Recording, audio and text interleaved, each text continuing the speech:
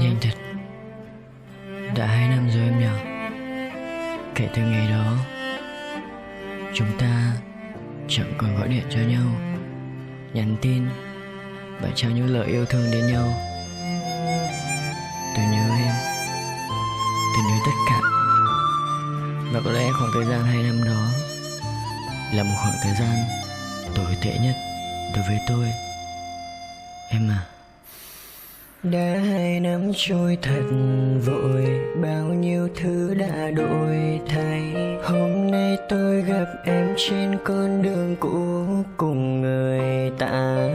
Tôi mỉm cười rồi khẽ bước, giờ em cũng đã có người quan tâm ở cạnh em. Tôi vẫn nhớ những ngày đầu, nhớ những lúc ở cạnh nhau, nhớ cả những nụ hôn em trao tôi thật bình yên. Cuộc tình đầu tôi gìn giữ, tôi yêu em hết tim mình, nhưng tại vì sao? Và em có biết ngày ấy tôi đã đau như thế nào? Tôi từ bỏ mọi thứ để có thể bên cạnh em. Em sẽ chẳng bao giờ tìm được ai yêu em như là anh. Em sẽ chẳng bao giờ tìm được ai yêu em như là anh. Và nếu như ngày nào đó em không hay tìm đến anh sẽ vẫn ở đây, vẫn luôn đứng ở đằng sau, vẫn cố gắng cho thành tài, vẫn cố gắng cho ngày mai. Em hãy nhớ, hãy sống thật tốt, và nếu buồn đau thì hãy cứ quay về đây.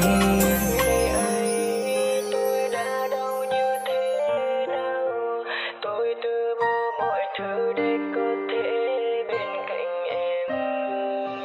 Em sẽ chẳng bao giờ tìm được ai yêu em như là anh. Em sẽ chẳng bao giờ tìm được ai yêu em như là anh.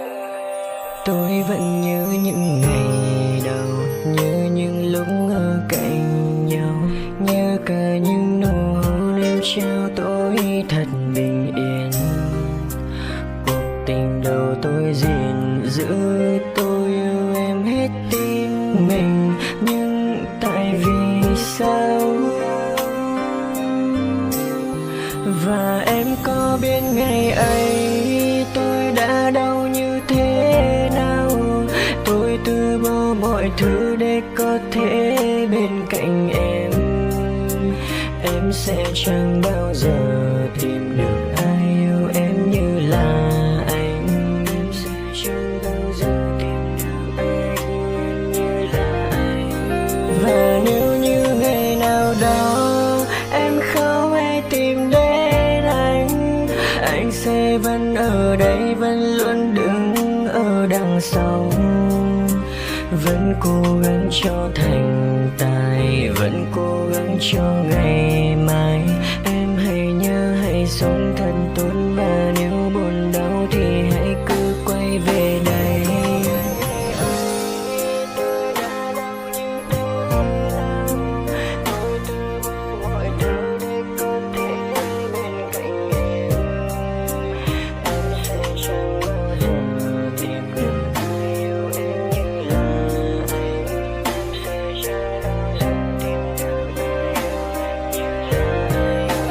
Và nếu như ngày nào đó em không hay tìm đến anh sẽ vẫn ở đây, vẫn luôn đứng ở đằng sau, vẫn cố gắng cho thành tài, vẫn cố gắng cho ngày mai.